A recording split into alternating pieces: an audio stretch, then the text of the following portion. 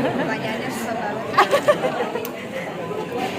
Mana aja yang lagi pengen, kalau lagi pengen behind the scene, maksudnya behind the screen ya kita inilah, lihat nanti aja.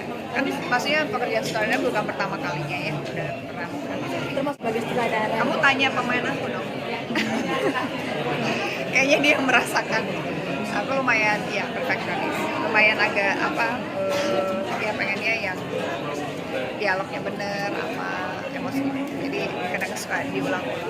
Pusing banget, pokoknya susah banget kayaknya. Ya jadi tantangannya apa Sama aja, pengen? sama aja. Dua-duanya menyenangkan, dua-duanya punya challenge yang berbeda-beda, dua-duanya punya apa ya, kepuasannya yang berbeda. Ini bukan yang pertama ya, jadi aku udah pertama kali, udah dari awal 2000-an, 2008 aku pertama kali direct, so it's not my first time. Jadi aku pernah bikin video klip, pernah bikin iklan, jadi pernah bikin, tapi on and off, jadi nggak full time di situ. Kan tadi udah dijelaskan, sudah pernah dari 2008, jadi bukan goals di umur sekian. Masa sih? Perasaan banyak yang beda. Jadi yang menggiring kamu kali. Sebenarnya ada yang terjadi sih Kak. bicara Pak. Ya, Apa yang terjadi sih Kak? Bekerja di perusahaan, Ya. kalau ratingnya jelek dipanggil nggak sama atasan? Beritanya nggak ngejual dipanggil nggak sama atasan? Sama aja lah, namanya dunia pekerjaan ya. Maksudnya kan semua punya apa ya, role-nya masing-masing. Saya di situ sebagai pemimpin perusahaan, cuma pengen apa ya, yang terbaik aja. Karena kalau misalkan saya harus mengawasi dong, maksudnya apapun yang dikerjakan udah sesuai target apa belum, udah benar apa belum. Karena kan kalau saya diem aja dengan hasil yang jelek, artinya saya bukan pemimpin yang baik. Kalau tiba-tiba terus penjualan jelek, terus udah gitu detail-detail aku juga dipikirin, marketingnya jelek, nanti saya nggak bisa gaji mereka. Kan saya juga harus membimbing mereka, maksudnya itu bukan yang nggak ada masalah, nggak ada sebab. Dan itu ya kembali lagi menurut aku ethically it's not right. Lagi meeting, lagi ngebahas pekerjaan dan direkam seperti itu tuh, menurut aku yang dilihat bukan poinnya aku marah-marah, tapi poinnya apakah etik. Ada yang lagi meeting, lagi membahas pekerjaan, diam-diam ngambil gambar dan dia baru membuasnya. Kita udah temuin, maksudnya itu kan anak magang lah ya. Aku juga ngerti, mungkin mungkin berpikir dampaknya itu lucu-lucuan, aduh kasihan temen gue, bos gue marah-marahin temen gue apa-apa. Mungkin tadinya kita berpikir itu oh lucu, oh iseng, oh ini dampaknya tuh nggak panjang, tapi ternyata panjang. Anaknya kita panggil pasti ada teguran lah ya, tapi kita selesaikan secara pelan-pelan. Saya pengen dia mengerti bahwa itu adalah tindakan yang sebenarnya di dunia apapun, tidak hanya di pekerjaan, tapi misalkan kita lagi jalan iseng-iseng lihat teman kita lagi berantem sama pacarnya, di video-videoin terus kirim ke teman grup yang lain, itu juga sebenarnya kan nggak boleh ya, itu privacy dan itu ada ethically nggak benar dan ada undang-undangnya. Jadi sebenarnya kita juga bersosial media, ngambil gambar, ngambil foto, ngambil video dan kita menyebarluaskan, itu harus kita pikirin ini berdampak nih kemana nih, dampaknya panjang atau enggak gitu. Kalau aku sih lebih pikirnya ya kita edukasi aja lah ya, bahwa ya gitu ya, ini kan masalah kelangsungan hidup perusahaan. Dan kalau saya sebagai pimpinan merasa kurang puas dengan kinerja, dengan apa yang ingin campaign kan kalau itu pembahasannya tentang marketing ya, kan kita lagi bikin campaign baru dan itu bukan campaign yang sekali di present terus saya nggak setuju, itu udah berkali-kali gitu. Karena saya kan pengen yang terbaik supaya produk yang kita jual itu benar-benar target audience yang kena, market ke konsumen juga kena gitu. Jadi harus dipikirin gitu. Jadi tiba-tiba ada gitu kayak ini kok jadi arahnya ke situ sih ya. Sama aja dua-duanya rumit. Hidup aja udah rumit. Orangnya gimana? Harusnya mereka minta maaf. Iya, maksudnya dia minta maaf sama aku iya, dong. maksudnya reaksi orangnya gimana Kak?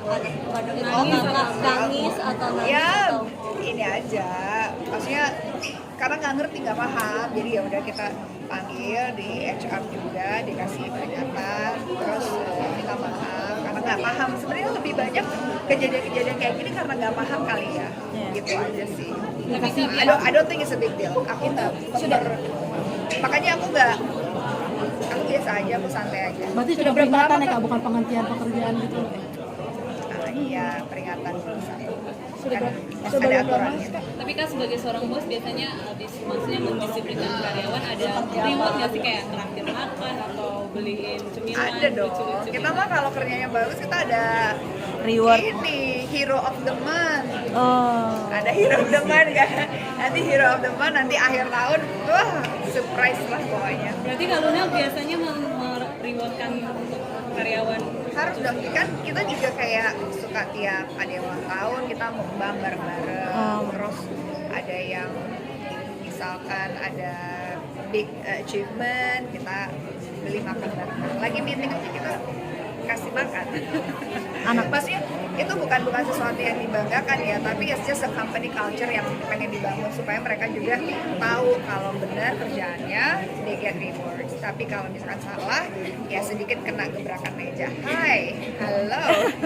Kaluna berarti Nah, kemarin juga lagi liburan Kak, gimana tuh Kak? Yang bareng Maxim di kapal. Dari sini ke sana. Dari sana ke Kak, sini. kebaikan kamu juga masih dibicarakan sampai sekarang. Asik. Gimana sih Kak? Ini manusia itu pasti ada kebaikan dan keburukan. Saya nggak percaya manusia tuh 100% jahat, 100% buruk tuh saya nggak percaya. Saya cuma yakin kenapa dia menjadi, misalkan kenapa dia menjadi tidak baik, kenapa dia melakukan sesuatu ini, pasti ada sebabnya, pasti ada alasannya. Dan itu sesuatu yang sangat manusiawi ya. Dan aku pikir ya kita nggak harus berfokus pada selalu kebaikannya aja atau selalu berfokus pada keburukannya aja. Ya kita kadang-kadang oh dia bikin salah, oh ya udah kita maafin. Kalau masih bisa ditoleransi ya udah. Kalau misalkan masih bisa berlanjut sebagai teman, sebagai atasan, sebagai apapun lah dalam hubungan manusia, ya kita coba move on aja gitu. Oh ya udah dia bisa. Kalau udah ngerasa kayak wah kayaknya prinsipnya nggak sama, berarti nggak sama, ya udah jauhin aja. Punya kehidupan masing-masing, tanpa harus menjatuhkan dan menjelekkan. Kaluna Ya, kenapa tuh?